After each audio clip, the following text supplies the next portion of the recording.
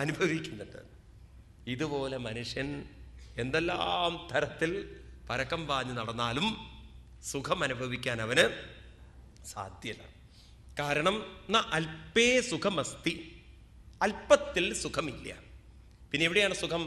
ബ്രഹ്മാവൈ സുഖം, ഭൂമാവൈ സുഖം. ഭൂമൻ എന്ന് പറഞ്ഞു കഴിഞ്ഞാൽ നാരായണീയത്തിൽ ഭൂമൻ എന്ന് പറയുന്നത് ആരെയാണ്? നിഷ്കംഭേ നിത്യപൂർണേ നിരവധി പരമാനന്ദ പീയൂഷരൂപേ നിർലീനാനേകമുക്താവലി സുഭഗതമേ നിർമ്മല ബ്രഹ്മസിന്ധോ കല്ലോലോലാസതുല്യം ഖലു വിമലതരം സത്വമാഹുത്തദാത്മാ കസ്മാന്നോ നിഷ്കളസ്ത്വം സകളൈതി വജ തൊൽക്കലാം സേവഭൂമൻ. ഭഗവാനെ വിളിക്കുന്ന പേരാണ് ഭൂമൻ. അപ്പൊ ഭൂമനിലാണ് സുഖമെങ്കിൽ മനസ്സിനെ ആരിലേക്ക് തിരിക്കണം? ഭൂമൻ. അപ്രകാരം അവിക്രിയം സത്യം, സത്യം എന്ന് പറഞ്ഞാൽ എപ്പോഴുമുള്ളത്, അനന്തം, ആദിയും അന്തവും ഇല്ലാത്ത, ഗുഹാശയം, എല്ലാവരുടെ ഉള്ളിലും നിറഞ്ഞിരിക്കുന്നവൻ, നിഷ്കളം, മനസ്സിന്റെ മാലിന്യങ്ങളൊന്നും സ്പർശിക്കാത്തവൻ, അപ്രതർക്യം, നിരുപാധിക സ്വതന്ത്രനായിരിക്കുന്നവൻ, മനോ അഗ്രയാനം, മനസ്സുകൊണ്ട് മനസ്സിന്റെ അറ്റത്തിരിക്കുന്നവൻ, മനസ്സുകൊണ്ട് കൈവരിക്കാൻ പറ്റുന്നവൻ, വശസാ നിരുക്തം, വചസ് വാക്കുകൊണ്ട് കണ്ടെത്താൻ പറ്റാത്തവൻ, അപ്രകാരമുള്ള നമാമഹേ ദേവവരം വരണ്യം വിപശ്ചിതം പ്രാണമനോധിയാത്മനാം അർത്ഥേന്ദ്രിയാഭാസമനിന്ദ്ര അനിദ്രമവ്രണം ഛായാതപോ യത്ര ന ഗൃദ്രപക്ഷോ തമക്ഷരം ഖം ത്രിയുഗം വ്രജാമഹേ. വിപശ്ചിതം ഉണർത്തുന്നു ഭഗവാൻ. ആരെയാണ് ഉണർത്തുന്നത്? പ്രാണമനോധിയാത്മനം.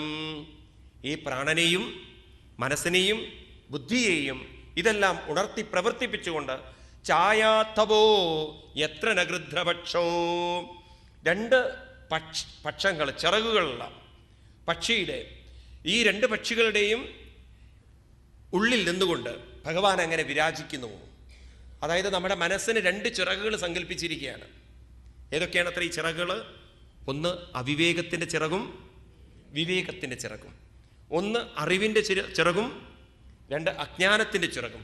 ഇതിലെല്ലാം നിറഞ്ഞിരിക്കുന്ന അക്ഷരം, ക്ഷരമില്ലാത്ത, ഖം ആകാശം പോലെ നിറഞ്ഞിരിക്കുന്ന, ത്രിയുഗം എല്ലാ യുഗത്തിലും എപ്പോഴും നിറഞ്ഞിരിക്കുന്ന, അതായത് ഉണർന്നിരിക്കുന്ന ലോകത്തിലും സ്വപ്നാലോകത്തിലും സുഷുപ്തി ലോകത്തിലും നിറഞ്ഞിരിക്കുന്ന ആ ഭഗവാനെ ഞങ്ങൾ ശരണം പ്രാപിക്കുന്നു. വീണ്ടും പറയുന്നു, അജസ്യ ചക്രം ത്വജയോര്യമാണം മനോമയം പഞ്ചദശാരമാശു തൃണാഭിവിദ്യുച്ഛലമഷ്ടനേമി യദക്ഷമാഹു തമൃതം പ്രബദ്ധ്യേ. ഇതൊക്കെ വായിച്ച് മനസ്സിലാക്കണമെങ്കിൽ നല്ലവണ്ണം ഒരു സത്സംഗ സംസ്കാരം ഇല്ലെങ്കിൽ മനസ്സിലാവില്ല ഈ പറയുന്ന വാക്കുകൾ. അജസ്യ, അജെന്ന് പറഞ്ഞാൽ, അജെന്നുള്ള ശബ്ദത്തിനർത്ഥം ജനന മരണം ഇല്ലാത്തവൻ. ചക്രം ത്വജയോര്യമാണം മനോമയം, ഈ മനസ്സ് കൊണ്ട് തിരിയുന്ന ഈ ചക്രം ഏത് ചക്രമാണ്? പഞ്ചദശാരമാശു, പഞ്ചദശം, 10ഉം 5ഉം 15. ഏതൊക്കെയാണ് അത്രേ? 5 ജ്ഞാനേന്ദ്രിയങ്ങളും 5 കർമ്മേന്ദ്രിയങ്ങളും 5 പ്രാണനും. ഈ നിറഞ്ഞിരിക്കുന്ന ചക്രത്തെ മനസ്സുകൊണ്ട് ഈ ചക്രത്തെ തിരിപ്പിച്ചുകൊണ്ട് തൃണാഭി, മനസ്സിലെ 3 ഗുണങ്ങളെയാണ് തൃണം എന്ന് പറയുന്നത്. തൃണം എന്ന് പറഞ്ഞാൽ സത്വഗുണം, ഇവിടെ അർത്ഥം രജോ ഗുണം, തമോ ഗുണം. അഷ്ടനേമി, 8 നേമികൾ. ഈ നേമികളെ നിങ്ങൾ മനസ്സിലാക്കണമെങ്കിൽ ഗീതയിൽ വരണം.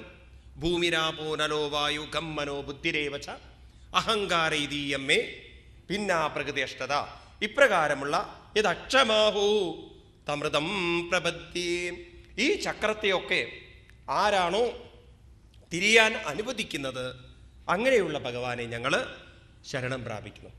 അതായത് നമ്മുടെ വ്യക്തിത്വം നോക്കുകയാണെങ്കിൽ ഈ മനസ്സാകുന്ന മോട്ടർ, അതിൽ ഈ ശരീരം ഇങ്ങനെ കറങ്ങിക്കൊണ്ടിരിക്കുന്നു. ഇതൊക്കെ കറങ്ങാനുള്ളൊരു കറണ്ടാണ് ആര്?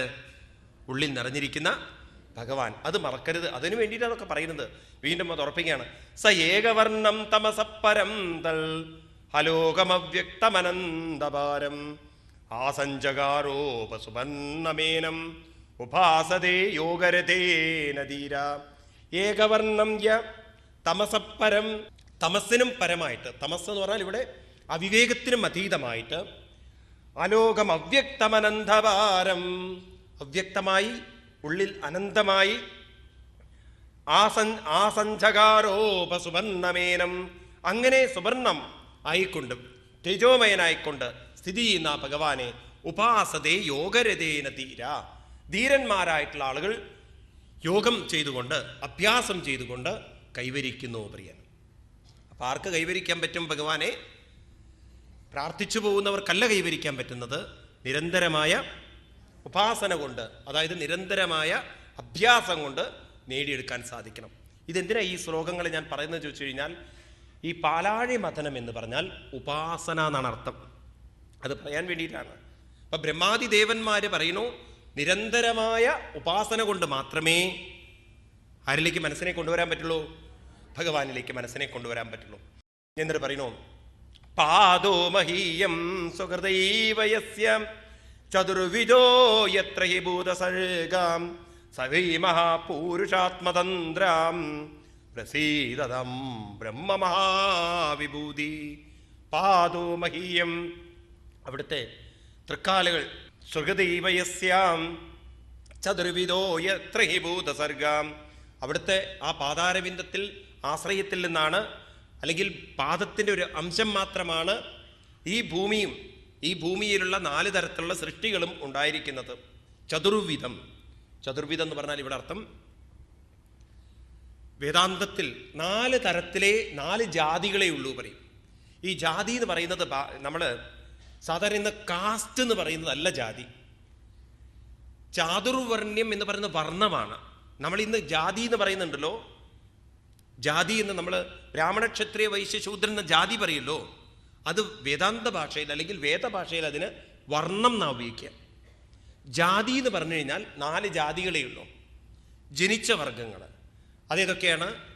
ഒന്ന്, മുട്ടയിലൂടെ വികസിച്ചു വരുന്ന അണ്ഡജങ്ങൾ, ഗർഭപാത്രത്തിലൂടെ വികസിച്ചു വരുന്ന ജരായുജങ്ങൾ, വിത്തിലൂടെ മുളച്ചു വരുന്ന ഉദ്ബീജങ്ങൾ, അതുപോലെ തന്നെ ഈർപ്പത്തിലൂടെ വരുന്ന സ്വേദജങ്ങൾ. അപ്പോൾ അണ്ഡജം, ജരായുജം, ഉദ്ബീജം, ശ്വേതജം, ഈ ബാഷ്പത്തിൽ നിന്നുണ്ടാകുന്ന സാധനങ്ങൾ. ഇങ്ങനെയുള്ള 4 എണ്ണത്തിനെയാണ് എന്ത് വിളിക്കുക? ജാതികൾ എന്ന് വിളിക്കുക. നമ്മൾ പൊതുവെ ജാതി എന്ന് പറയുന്നത് ബ്രാഹ്മണ ക്ഷത്രിയ വൈശ്യന്മാരല്ലേ, അത് വേദഭാഷയിൽ വർണ്ണം എന്ന് വിളിക്കുക. ചാതുർവർണ്ണ്യം, ആ വാക്കുകൾ നോക്കുക, അങ്ങനെയാണ് വെച്ചിരിക്കുന്നത്.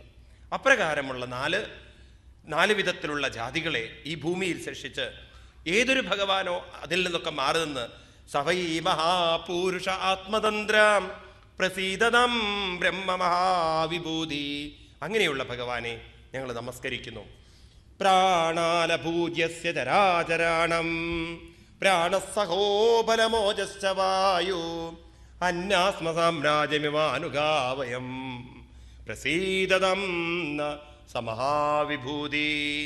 പ്രാണാൽ അഭൂയസ്യ ചരാചരാണം, ചരാചരങ്ങളെ ചരിപ്പിക്കുന്ന പ്രാണനായി, സഹോബലം ഓജശ്ച വായു, അവർക്ക് ബലവും ഓജസ്സും തേജസ്സും കൊടുത്തുകൊണ്ട്, അന്വാസ്മ സാമ്രാജ്യമിവാനുഗാവയം, ഈ സാമ്രാജ്യത്തെ കൊണ്ടു നടക്കുന്ന പ്രസീദതം സമഹാവിഭൂതി, ആ ഭഗവാനെ ഞങ്ങൾ നമസ്കരിക്കുന്നു. ഈ സാമ്രാജ്യത്തിൽ ഒരു സാമ്രാട്ടുണ്ടാവണം. ഏത് രാജ്യത്തിലും ഒരു രാജാവ് ഉണ്ടാവണം. അദ്ദേഹത്തിൻ്റെ കേമത്വത്തിലായിരിക്കണം അത് നടക്കുന്നത്, അല്ലേ? നമ്മുടെ ശരീരത്തിൽ നമ്മൾ ഇതൊക്കെ കുട്ടിക്കാലത്ത് മനസ്സിലാക്കേണ്ടതായിരുന്നു. ശരിക്കും നമ്മുടെ ശരീരത്തിലേക്ക് നോക്കൂ നിങ്ങൾ. ഹാർട്ട് ഫങ്ഷൻ ചെയ്യുന്നു, ലങ്സുകൾ ഫങ്ഷൻ ചെയ്യുന്നു, കിഡ്നി ഫങ്ഷൻ ചെയ്യുന്നു, ദഹനം നടക്കുന്നു, മലമൂത്രാദികൾ പുറത്തു പോകുന്നു, ഓരോ ടിഷ്യൂസും ഉണ്ടാവുന്നു, ഇതൊക്കെ നിലനിൽക്കുന്നു. ഈ ശരീരത്തിലും ഒരു സാമ്രാട്ടുണ്ടാവില്ലേ? ഇതിനൊക്കെ നേതൃത്വം കൊടുക്കാൻ ഒരു നായകൻ ഉണ്ടാവില്ലേ? ഒരു രാജാവ് ഉണ്ടാവില്ലേ? ശരിയല്ലേ? അത് നമ്മളാരും മനസ്സിലാക്കിയില്ല. നമ്മുടെ ചിന്ത ഉണ്ടല്ലോ, ഇതൊക്കെ നാച്ചുറലി നടക്കണമെന്നാണ്. നമ്മൾ അങ്ങനെയാണ് ഈ സയൻസ് നമ്മളെ പഠിപ്പിച്ചത്. ഒന്നാമത് വിദ്യാലയത്തിലൊക്കെ ഉണ്ടല്ലോ, ഭഗവാൻ ഇല്ലല്ലോ അവിടെ. ഭഗവാൻ ഒരു റോളും ഇല്ലല്ലോ, എല്ലാം നാച്ചുറലി നടക്കുകയാണ്. അങ്ങനെ നാച്ചുറലി നടക്കുകയാണെങ്കിൽ ശരി, സമ്മതിച്ചു. സയൻസിൻ്റെ ഒരു വീക്ക്നെസ് അതാണ്. എല്ലാം പ്രകൃതിപരമായിട്ട് സംഭവിക്കുകയാണെങ്കിൽ മരിച്ച ശരീരത്തിലും നാച്ചുറലി ഇതൊക്കെ സംഭവിക്കണ്ടേ? ഉടനെ സയൻസ് എന്താ പറയുക അറിയോ? There is no super nature എന്ന്. അപ്പം നേച്ചറിലും അവർ രണ്ടെണ്ണം കാണുന്നുണ്ട്. ഒന്ന് ലോവർ നേച്ചറും സൂപ്പർ നേച്ചറും. അപ്പം ഈ സൂപ്പർ നേച്ചർ ആരാണ്? അത് ഇതുവരെ കണ്ടുപിടിച്ചിട്ടില്ല അത്രേ. ഇങ്ങനെയൊക്കെയുള്ള ഒരു തെറ്റായിട്ടുള്ള പ്രചരണം കൊണ്ടുണ്ടല്ലോ ആളുകൾ ദൈവത്തിനെ അമ്പലത്തിൽ മാത്രം ഒതുക്കി വെച്ചു. ഇത് നമ്മൾ ശരിക്കും മനസ്സിലാക്കിയിരുന്നെങ്കിൽ ഈ ശരീരത്തിലെ ഫങ്ഷൻ മുഴുവൻ നടത്തുന്നത് എൻ്റെ കേമത്വം കൊണ്ടല്ല, എൻ്റെ കഴിവ് കൊണ്ടല്ല. ഇതെല്ലാം നടത്തുന്നത് ഉള്ളിൽ നിറഞ്ഞിരിക്കുന്ന ഭഗവാന്റെ മഹിമയാണെന്ന് മനസ്സിലാക്കിയിരുന്നെങ്കിൽ ഈ ശരീരത്തെ ഒരു രാജ്യമായിട്ടും ഭഗവാനെ ഒരു ചക്രവർത്തിയായിട്ടും നമുക്ക് കാണാൻ സാധിക്കുമായിരുന്നെങ്കിൽ അന്നേ നമ്മൾ ആ ഭഗവാന്റെ ദാസത്വം എടുക്കുമായിരുന്നു അല്ലേ? നമ്മളത് സ്വീകരിക്കാതെ പോയത്, ഒരു ദാസനാവാതെ പോയത്, നമ്മുടെ ഉള്ളിൽ അങ്ങനെ ഒരു മഹാനുണ്ട് എന്നാരും പറഞ്ഞ് മനസ്സിലാക്കി തന്നിട്ടില്ല. ഇങ്ങനെ ഭാഗവതമൊക്കെ അതാണ് കുട്ടിക്കാലത്ത് കൗമാര ആചരേത് പ്രാജ്ഞ എന്നൊക്കെ പറയുന്നത്. അത് പഠിച്ച് മനസ്സിലാക്കേണ്ടിയിരുന്നു. ഏതായാലും ഭഗവാനെ അപ്രകാരമുള്ള അങ്ങേ ഞങ്ങൾ നമസ്കരിക്കുന്നു. എന്നിട്ട് ഉപസമരിപ്പിക്കുകയാണ്. നമോസ്തു തസ്മാലുപശാന്തശക്തയേ സ്വരാജലാഭ പ്രതിപൂരിതാത്മനേ ഗുണേഷമായാരജിതേഷു വൃത്തിഭിർ ന സജ്ജമാനായ നമസ്തുദൂതയേ നമോസ്തു തസ്മാൽ ഉപശാന്തശക്തയേ. ഞങ്ങളുടെ മനസ്സിനെ വിവേകത്തെ ഉയർത്തിക്കൊണ്ട് ശാന്തിയിലേക്ക് നയിക്കാൻ സാധിക്കുന്ന സ്വരാജലാഭ പ്രതിപൂരിതാത്മനേ, ആനന്ദ അനുഭൂതിയിലേക്ക്, സ്വരാജ്യം ആനന്ദ അനുഭൂതിയിലേക്ക് നയിക്കാൻ സാധിക്കുന്ന, എല്ലാ മായാ സംസ്കാരത്തിൽ നിന്നും വൃത്തികളിൽ നിന്നും ചേരാതെ അതിൽ നിന്നൊക്കെ ഉയർന്നു നിൽക്കുന്ന എന്ന സജ്ജമാനമായ രജിതേഷു, അപ്രകാരമുള്ള ഭഗവാനെ അങ്ങേ ഞങ്ങൾ നമസ്കരിക്കുന്നു.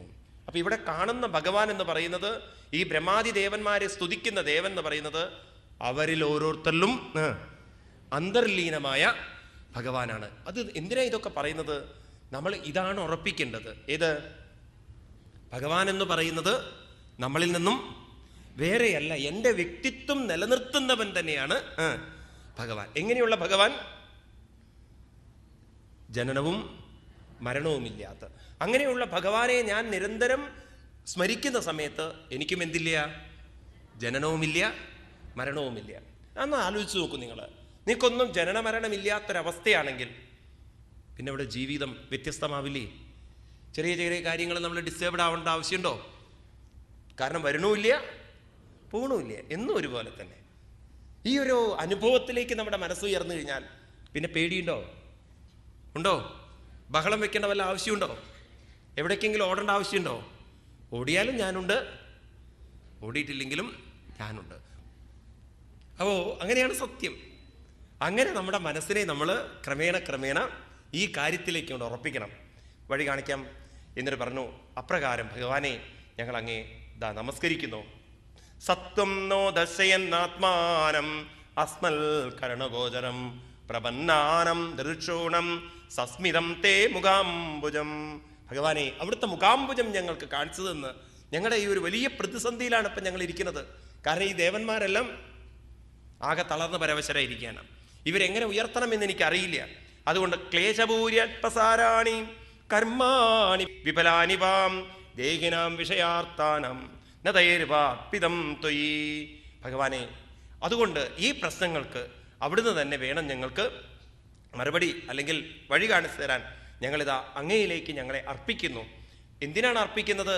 യഥാഹി സ്കന്ദശാഗാനം തരുൺമൂലോപജ സേചനം ഏവമാരാധനം വിഷ്ണോ സർവേഷാം ആത്മനശ്ചയേ നമസ്തുഭ്യം അനന്തായ ദുർവിതർക്കാത്മകർമ്മണേ നിർഗുണായ ഗുണേശായ സത്വസ്ഥായ സംവൃതം. ഇതുപോലെയാണ് എപ്രകാരമാണോ ഒരു വൃക്ഷത്തിൻ്റെ വേരിലേക്ക് വെള്ളമൊഴിച്ചു കഴിഞ്ഞാൽ എല്ലാ ശാഖകളിലേക്കും ആ വെള്ളത്തിൻ്റെ ശക്തി എത്തുന്നത്, അല്ലെങ്കിൽ അതിൻ്റെ അനുഭവം എത്തുന്നത്, എല്ലാം തെളിച്ചു വളരുന്നത് ആ വേരിലേക്ക് വെള്ളമൊഴിക്കുന്നത് പോലെയാണ്.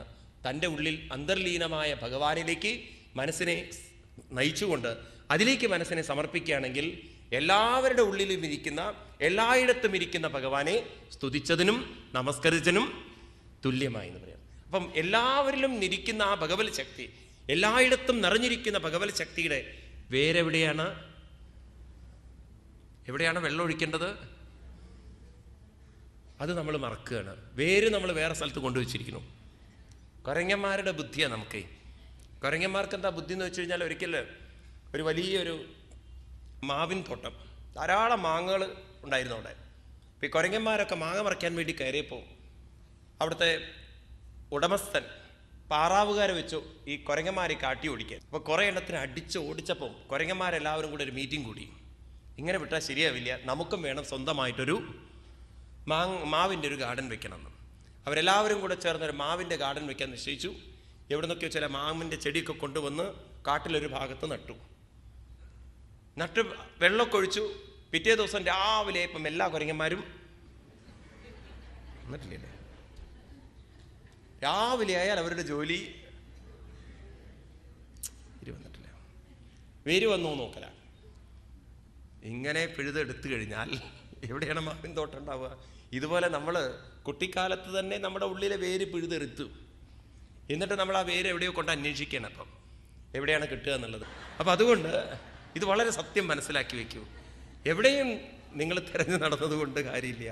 ഇതിൻ്റെ വേരിരിക്കുന്നത് നമ്മുടെ ഓരോരുത്തരിലും ഉള്ളിലാണ്. ഈശ്വര സർവഭൂതാനം ഹൃദ്ദേശേർജുന തിഷ്ഠതി ഭ്രാമയൻ സർവഭൂതാനി യന്ത്രാരൂഢാണി മായയാം സർവസ്യ ചാഹം ഹൃദി സന്നിവിഷ്ടോ മത്തസ്മൃതി ജ്ഞാനമപോഹനം ചാം വേദൈസ സർവൈരഹമേവ വിദ്യാം വേദാന്തകൃദ്വേദ വിദേവ ചാഹം. പേരന്വേഷിച്ചിട്ട് പോയിട്ട് കാര്യമില്ല. പേരെവിടെ തന്നെ ഇരിക്കണോ? നമ്മളിൽ തന്നെ ഇരിക്കണം. എന്നിട്ട് നിങ്ങൾ അവിടെ ഇവിടെയും വെള്ളം കൊണ്ടൊഴിച്ചിട്ട് കാര്യമുണ്ടോ?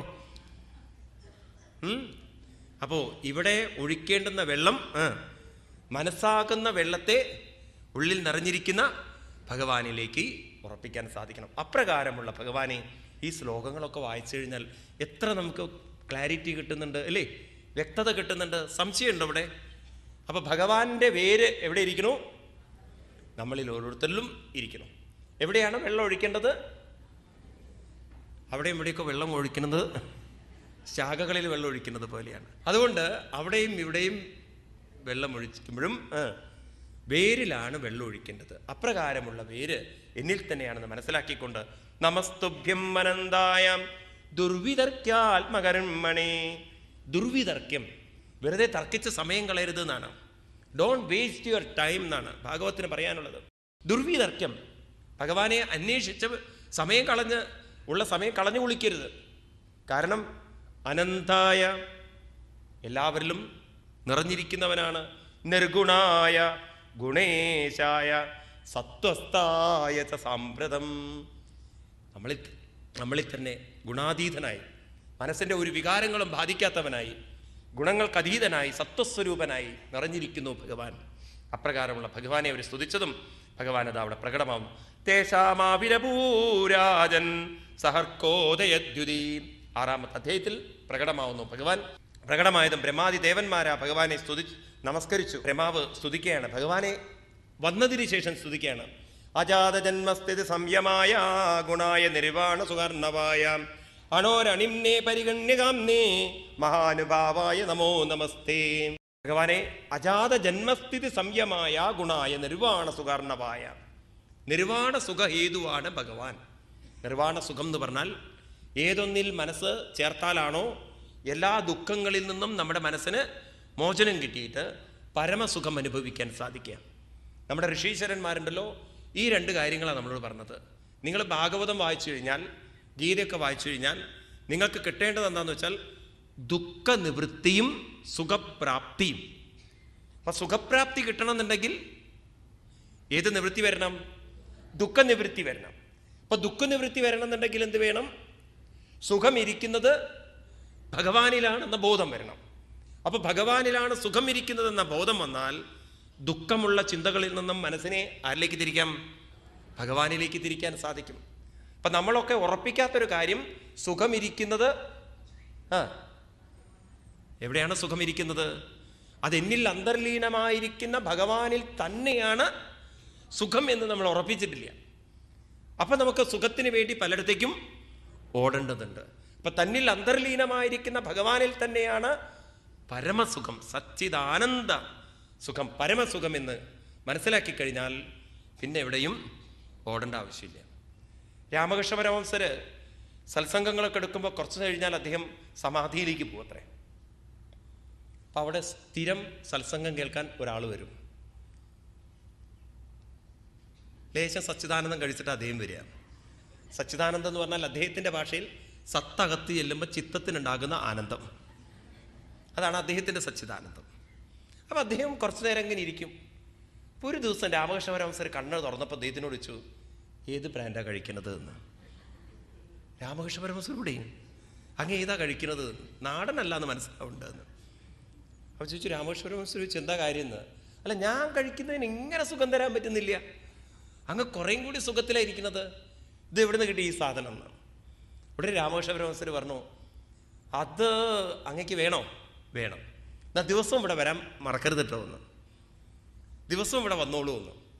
അങ്ങനെ വന്ന് വന്ന് വന്ന് വന്ന് വന്ന് വന്ന് വന്ന് വന്ന് അദ്ദേഹത്തിന് സത്സംഗ സംസ്കാരം ഉണ്ടായി ഉണ്ടായി ഉണ്ടായി ഉണ്ടായി ഉണ്ടായി അദ്ദേഹത്തിന് മനസ്സിലായി, ആ സച്ചിദാനന്ദല്ല, ഉള്ളിൽ വേറൊരു സച്ചിദാനന്ദമുണ്ട്, ഇത് വേറെ ബ്രാൻഡല്ല, ഇത് ഭഗവാന്റെ ബ്രാൻഡാണെന്നാണ് മനസ്സിലായി. അതോടുകൂടി അദ്ദേഹത്തിൻ്റെ ദുഷിച്ച സ്വഭാവം വിട്ട് ഭഗവാനിലേക്ക് മനസ്സ് തിരിഞ്ഞു എന്നുള്ളൊരു കഥ കേട്ടിട്ടുണ്ട്. ഇപ്രകാരം അനന്തമായൊരു സുഖം തരുന്ന അണോരണിംനേ പരിതകന്യതാംനേ, അണുവിലും അണുവായിരിക്കണം. അതാണ് ബുദ്ധിമുട്ട്. ഭഗവാൻ എന്ന് പറയുന്നത് നമുക്ക് ഗ്രഹിക്കാൻ പറ്റാത്തതിന് കാരണം സൂക്ഷ്മാൽ സൂക്ഷ്മം. ഉപനിഷത്തിൽ അതൊക്കെയാണ് പറയുന്നത്. ഭഗവാൻ എന്ന് പറയുന്നത് അണോരണീയൻ അഹമേവ തദ്വൽ. കൈവല്യോപനിഷത്ത് എന്നൊരു ഉപനിഷത്തിന്റെ വേദത്തിൽ വരുന്നത് അണോരണീയൻ അഹമേവ തദ്വൽ മഹാനഹം വിശ്വമകം വിചിത്രം പുരാതനോഹം പുരുഷോഹമീശം ഹിരൺമയോഹം ശിവരൂപമസ്മി. ഭഗവാൻ എന്ന് പറയുന്നത് അണുവിലും അണുവാണ്. ഈവൻ നിന്ന് മൈക്രോസ്കോപ്പ് കൊണ്ട് അണുവിനെ കാണാൻ സാധിച്ചേക്കാം. അപ്പം അണുവിലും അണുവാണെങ്കിലോ ബാഹ്യമായ ഒരു ഉപകരണം കൊണ്ടും ആരെ കാണാൻ പറ്റില്ല. അതുകൊണ്ടാണ് സയൻറ്റിസ്റ്റുകൾക്ക് ഇത്രയും കാലം ആരെ കാണാൻ പറ്റാത്തത്, ഭഗവാനെ കാണാൻ പറ്റാത്തത്. അപ്പം ഭഗവാൻ എന്ന് പറയുന്നത് കാണാൻ പറ്റുന്ന ഒരു വസ്തുവല്ല. ഭഗവാൻ എന്ന് പറയുന്നത് എല്ലാവരുടെ ഉള്ളിലിരുന്നും കാണിക്കുന്ന ആളാണ്. അതുകൊണ്ടാണല്ലോ ആ വാക്ക് ഉപയോഗിച്ചത്, ദൃക്ക് എന്നുള്ള വാക്ക്. ഗോപികമാരുടെ ആ ശബ്ദം മറന്നു പോകരുത്. നഖല്ലു ഗോപികാം നന്ദ